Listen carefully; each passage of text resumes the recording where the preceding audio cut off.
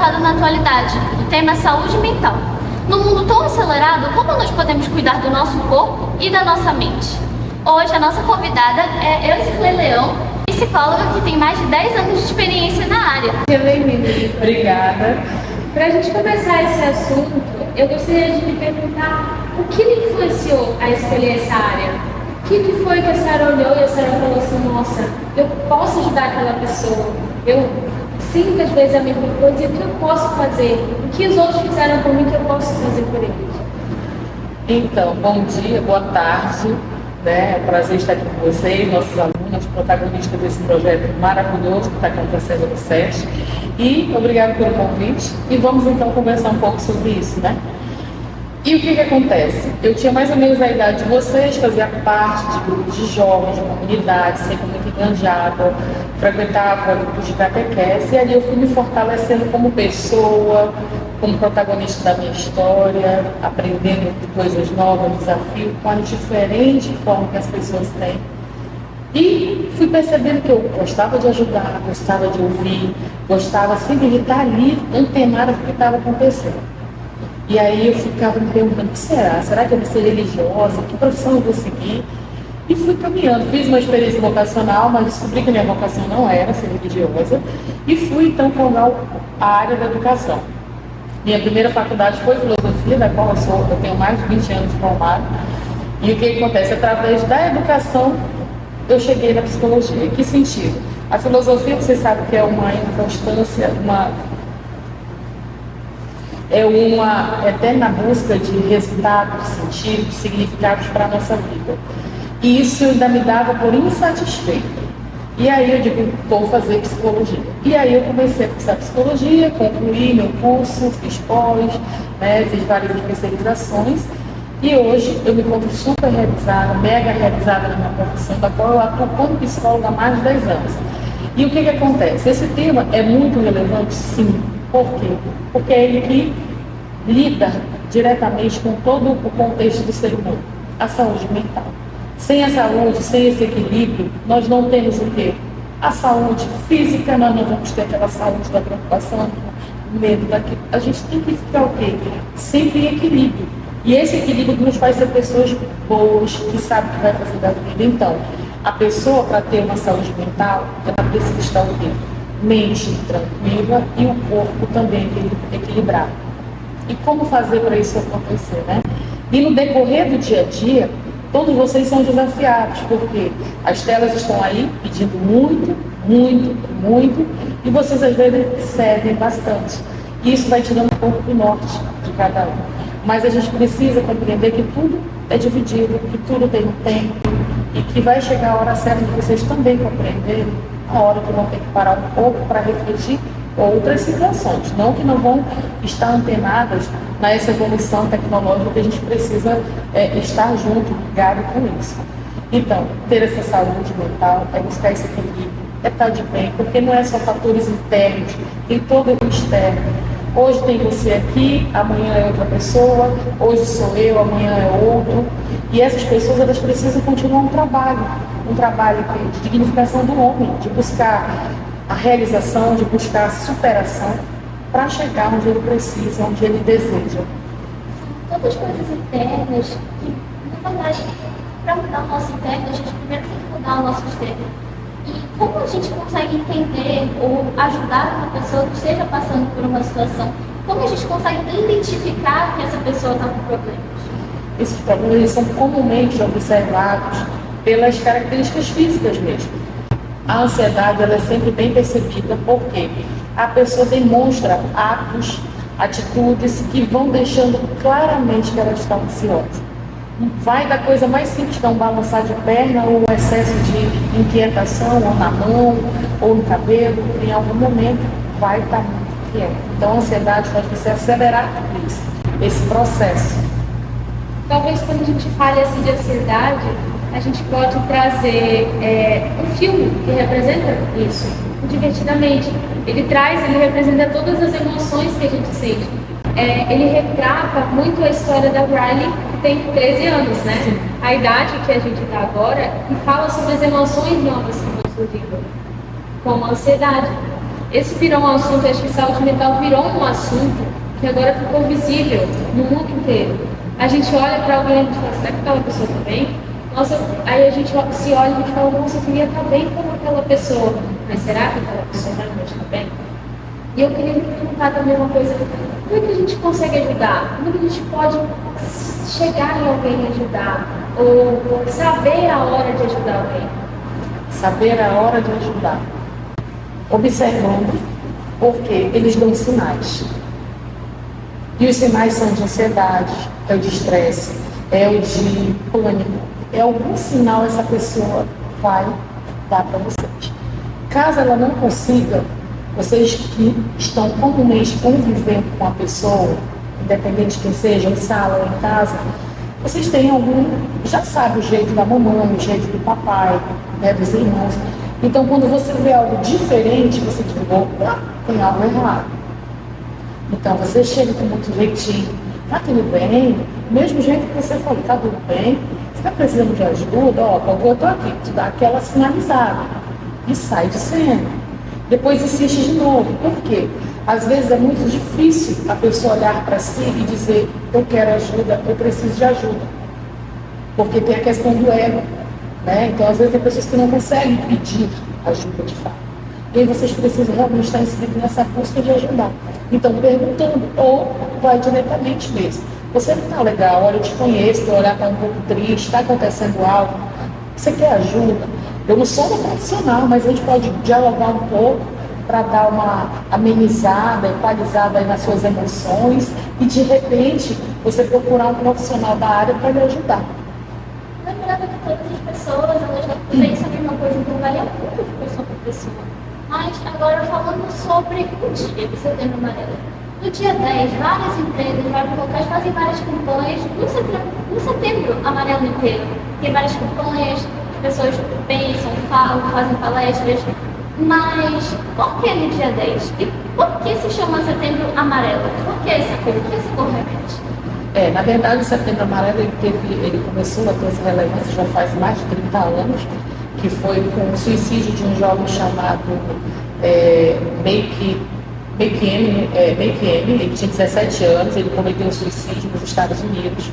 E ele era um menino tranquilo, como qualquer um jovem, quando não tem nenhum problema. Falava com todo mundo, era articulado, adorava, ele tinha habilidades de mecânica muito bacana, ele tinha um Mustang 68, então assim, ele tinha paixão por esse carro.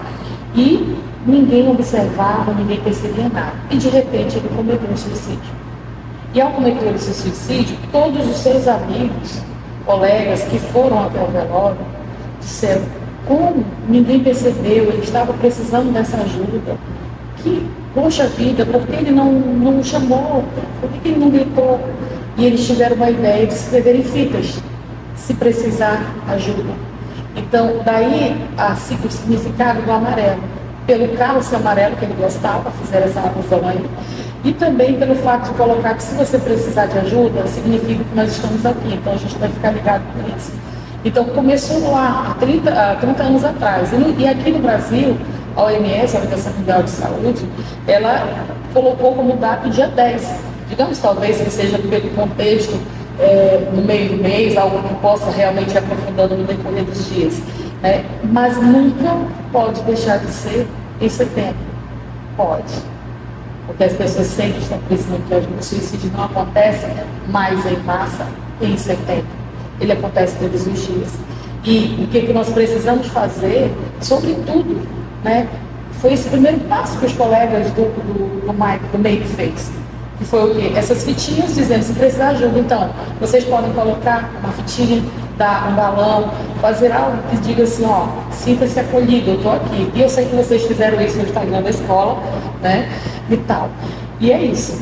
Assim, quando a senhora falou, um pouco mais cedo, a senhora tinha falado assim, sobre como constantemente a gente está nesse assunto de saúde mental, do uso de telefone, do uso de aparelhos tecnológicos. Eu gostaria de lhe perguntar como é que eles podem influenciar? O que eles podem influenciar na nossa mente? Quando a gente fala de influenciar, eu creio que existem pessoas que influenciam bem, influenciou para o mal. Assim como a gente pode entender a maneira de como eu posso ajudar alguém pelo telefone, assim como alguém pode me ajudar pelo telefone. Mas como identificar, influenciar, ajudar, como isso pode prejudicar a saúde de alguém? Como pode prejudicar? Como você bem falou, tem pessoas que sinalizam bem e tem outras que sinalizam algo que não é legal, que é mal. E não tem uma, como diz aí o dito popular, não tem aí uma tem uma bola de cristal para dizer se está falando a verdade ou se não está. E aí o que acontece? Você se joga naquilo e começa a conversar. E dali você tem que estar muito, muito bem ligado. E aí eu falo uma coisa para vocês. Se de repente você hoje se encontra triste, não está legal, está decepcionada com alguma coisa, aí alguém do outro lado da tela favorece, oi, tudo bem? Você está bem? Começa a te acolher, você vai achar que pode confiar. E não necessariamente é uma pessoa que está lhe fazendo uma pedida, pode ser uma máquina, pode, a gente sabe que pode acontecer. E aí vocês têm que ter muito cuidado para descobrir e para você não ir abrindo toda a sua vida para uma pessoa que você não conhece. Você tem dentro de casa pai, mãe, tios, avós, amigos. Aproveitem, gritem para eles, primeiramente.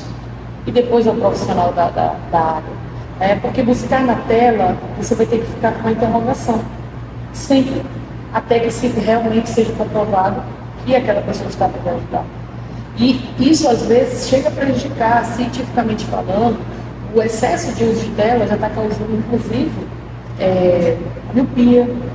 Né? Tem pessoas que estão ganhando gastrite, aí eu falo na questão da saúde, por quê? Uma má alimentação, porque não quer perder um lance ali, e aí não come direito. O jogo não tem pausa. O jogo não tem pausa, exatamente. E aí o que acontece? Principalmente essa.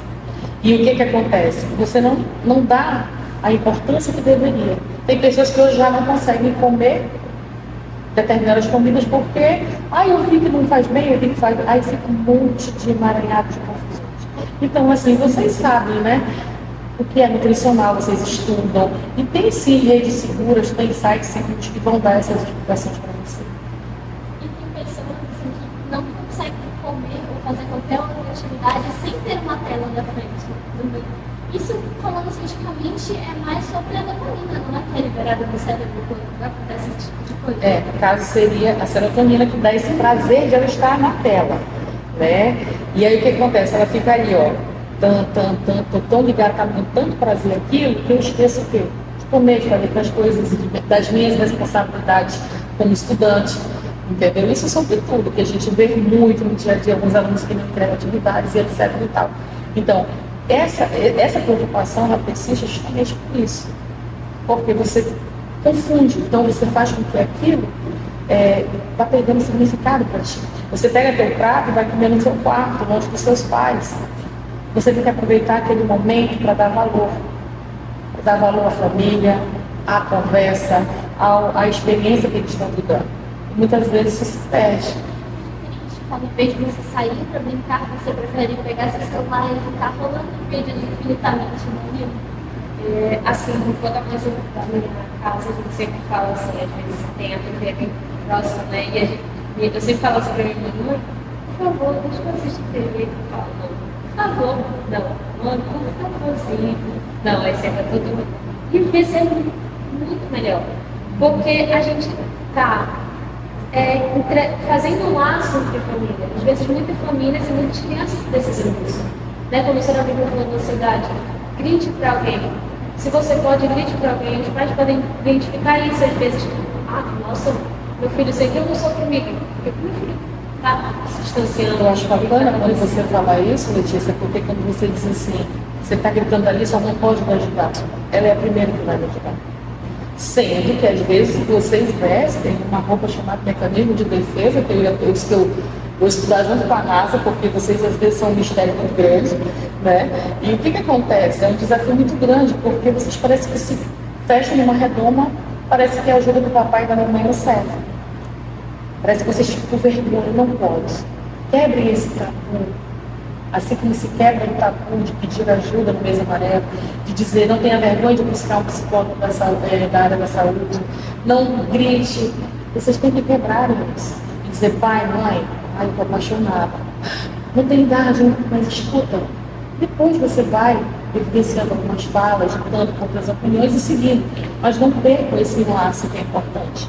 E saibam, eles vão dar essa primeira ajuda e uma ajuda certeira.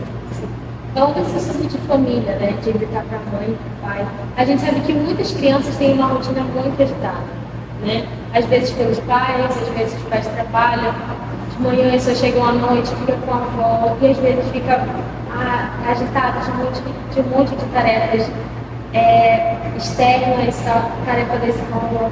Como que a gente pode ajudar essas crianças? Até mesmo a gente, adulto, que tem uma rotina agitada, o que a gente pode fazer para cuidar da nossa saúde mental?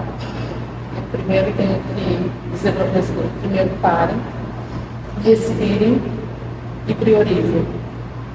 O que é importante naquele momento? Tem muitas coisas, vocês falaram muitas coisas, né? Tem tarefa, tem isso, ele faz isso, a mamãe faz. Então, o que é importante naquele momento? Se é importante parar, vamos parar. Vamos respirar.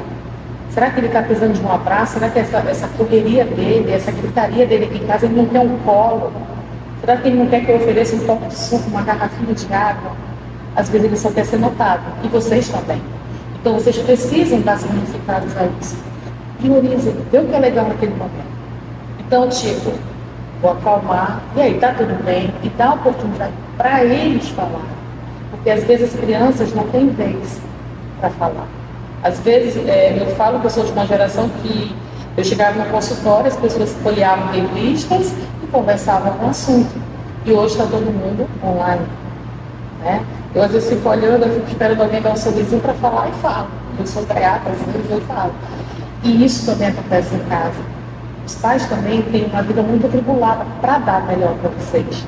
Vocês têm que fazer o quê? Ajudar, facilitar também para que isso flua de uma outra forma. Fazendo o quê? Mamãe não tem que me mandar fazer algo, eu vou lá e vou fazer, já para ajudar. E essa criança, como ela ainda é mais inocente que vocês, ela não sabe ainda expressar tantos sentimentos. Então ela grita, ela pula, ela se estressa, faz rebeldia, quebra uma coisa. Mas é isso, ela quer ser notada, ela quer ser ouvida. Então a família precisa priorizar, olhar, e vocês também precisam ser escutados.